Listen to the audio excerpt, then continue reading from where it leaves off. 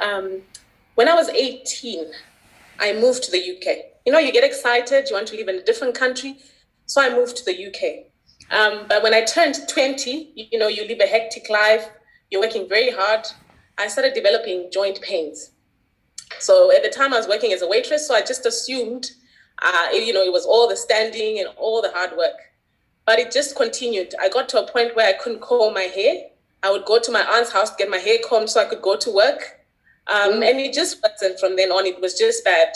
So my doctor then referred me to a rheumatologist in the UK. Understand I was getting special treatment at work, because of this condition. So I wasn't complaining too much. But when I went to the rheumatologist, they went on to then tell me that I had developed rheumatoid arthritis. So I would go, my knees would swell so bad. In addition to my hands, my elbows would lock.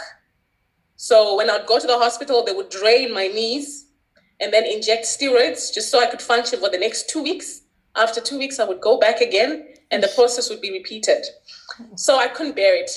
I missed home. I just told my parents I'm coming back. I moved back to Africa. At the time, my parents were in Botswana. So I moved back to Botswana.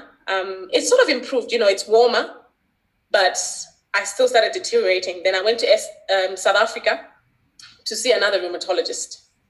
And he was really good, you know, he was elderly. I was put on plasmoquine, methotrexate. I was put on prednisolone. I was put on folic acid. Yes. And I sort of improved. 6 months, I felt really good. And then it just started to, you know, make a U-turn. I started deteriorating again. And it got so bad that my wrists got destroyed. The cartilage in my right wrist got completely destroyed. So I had to go back for surgery. And then I had a metal plate put in, fused my bones so my hand could function. But funny enough, that hand only improved for about a week. The minute, you know, the wound had closed up, the symptoms started over and over again. And what's sad is I then, you know, had to move to Zimbabwe from Botswana. And it was a difficult move. So I moved back. And in that same year, I started experiencing the same symptoms in my left hand. So I went to try and see some doctors at Parenyathwa Hospital in Zimbabwe. And I wasn't getting anywhere. You know, they were like, oh, maybe we should wait for it to just, you know, completely be destroyed. Then we can just fuse it. And I thought that would just be completely immobile. So I decided to go back to South Africa. And when I got to South Africa, they decided they're going to open up my left hand again. So now I had two hands, both opened. But funny enough, they said they couldn't find what was causing the inflammation in my hands. I couldn't close a zip. I couldn't hold a cup. You know, my mother's house was a victim of broken glass, broken vases, broken crystal. She couldn't even be upset at me, you know, because she felt sorry for me. But it was so bad. My husband had to carry me most of the time. I couldn't even go to the toilet that was nearest to me. That's how bad it was. And I remember one night praying, saying, you know, God, if I have to die, this is too much. The pain was just too much. I couldn't sleep now. I was on all this medication and I wasn't improving. So we decided to go back to South Africa with my husband. And when I went back to my rheumatologist, he said to me, you know, your condition is worsening. It's aggressive, so we need to increase your medication and see how you go. But then I said to him, look, isn't there another way that's where I can use food? Because I've been reading, I've been researching. Can I not use something natural, herbs or something like that? And he said to me, what you're asking for is heavenly. This is earth, and we have to deal with your condition in an earthly manner. So you need to take the medication that I'm giving you. At this point, I had literally given up. I was fed up, and I had also given up. So I decided I'll take my prescription. I'll buy my medication as I go back home. And I knew I wasn't going to buy the medication. So I didn't buy the medication. I came back home and decided I need to do something drastically. So I had a bit of pills left, you know, the prednisone, the methotrexate. So I was slowly weaning myself off the medication. I cut down, I was on 10 methotrexate. So I cut down 8, you know, cutting down by 2s until they were completely finished. And I did the same with my prednisolone. I was on 5 of them, 5 milligrams, 5 of them, and all the other tablets that I was on. It was a difficult process for me because it was painful. You know, your body's used to the medication. And when it doesn't get that medication, it's sort of deprived and it goes into pain mode. So that was my life. I was in so much pain. I thought, you know what? Maybe I should go back on my medication. I was very tempted many times. But I thought if I don't do something drastically, I'm going to be in pain for the rest of my life. And I felt that I had lost a lot of my youthfulness. From the age of 20, I was just focusing on pain and not getting anywhere. So I decided to change my diet. And for a time, it worked. I came off meat, a lot of things changed. I improved, but I became malnourished. So I got very sick. And then my feet got involved. My feet started swelling. I couldn't put on shoes. I ended up having to use crutches, and then I fell pregnant at the same time. So it was very difficult. I had a baby at a very difficult time. At the same time, I lost my parents, so it was a very stressful period for me. But my husband was a great support. I had a lot of shoes. I used to love heels, and I'd been keeping them, thinking at some point in my life, maybe I will get better and I can put on my shoes. And I decided, look, let me just sell these shoes. Maybe I can get some money and, do something else with my life. But as I was selling my shoes, the lady that I met told me about Cristal. And I'd spent a lot of money going to the hospital to get operations done. So I thought, you know what? I can't be spending more money trying to get help because nothing has helped me for all these years. Why should I spend a bit more money? But she tried to convince me, and she actually said to me, look, I won't bring the product to you. I will come and take you from your home, and we can go together and listen to a meeting. Then you can understand how these products work. At least then after that, you can make a decision of your own. You can make an informed decision, decide if you will buy the products or if you won't.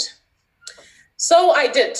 I went to my Sigauke's house. At the time, the meetings were done at her home in Mount Pleasant. And then I actually found it quite interesting, although, it sounded too good to be true. Mommy, I want water. Sorry, leader. So I decided I would try and get more packets, because when I went to the meeting, I had taken enough money for just one packet. But I thought it wouldn't make sense. With my condition, I would need many more packets to improve. So I decided to buy more packets. But my Sigauke felt so sorry for me. She actually gave me one of my packets before I actually waited for my order so I could start taking the products. And I was so excited. I thought, you know what? If this product works the way that she's describing it to work, I should see some results, But of course, it had to take time for me. So I'm going to share some pictures with you the very day that I went to my Sigauke's home. If you see in the picture there, the lady with the hat, that was... every time I would eat, I would react to the food and my joints would ache. So I ended up losing a lot of weight as well. You can see that's why I was a lot smaller than I am now. And even from my body language, you can see I wasn't fully convinced. I just thought it sounded too good to be true. Also at this time, I was using double crutches. And that's when I had to rely on crutches to move about as well. But looking at that picture as well, if you see me, I'm in the back. When everyone was doing the Trend Mecca thing, I wasn't too convinced, but I was there, partly, hopeful that I will probably use this product and it would work for me. Okay. So anyway, moving forward, after 3 weeks of using Cristal Cell, I could stretch my hands out. That's something that I could not do. I could hold a cup, and I thought, okay, maybe this is in my head. It can't be this product. It's only been 3 weeks, and I've been sick with arthritis for 15 years. Today I am 37 currently, so I've been suffering from rheumatoid arthritis for 15 years. Wow. So I thought, this can't be true. But I met someone else who told me, oh no, I've got something better. If you use that, you'll get better. So when my packets of Cristal Cell finished, I ditched Cristal Cell and went to this other product. And was I not sick? I got sicker than I was before. And I was just disappointed in myself, but at least I had the courage to come back and buy Cristal Cell products again. And then from then on, I just continued to improve. I could see my feet where, the inflammation was disappearing in my feet, in my hands. I wasn't reacting to food as much as I used to. So I could eat certain foods that I wasn't eating before. And then I was gaining some healthy weight because I lost a lot of weight, but I was now putting on some healthy weight. And today I don't struggle with rheumatoid arthritis at all. But Ash, you know how it is. I want to say something that's very important about Crystal Cell and phytoscience products on the health side. That it's important to take these products to maintain your immunity. Why I say this is after I healed from my rheumatoid arthritis, I went, for a long time without taking Crystal Cell or Snowfill or Actual Plus products. It was irregular using. I was irregularly. So currently I'm struggling with Graves' disease. If you can see from my eyes are very puffy. I usually have a heart rate from about 140. With my heart beating, without even running, without even doing anything, not any activity, symptoms that I experienced because of the Graves' disease. But products to improve my situation. So I want to thank you for giving me an opportunity to share with you my testimony for rheumatoid arthritis, and I look forward to sharing with you for the Graves' disease.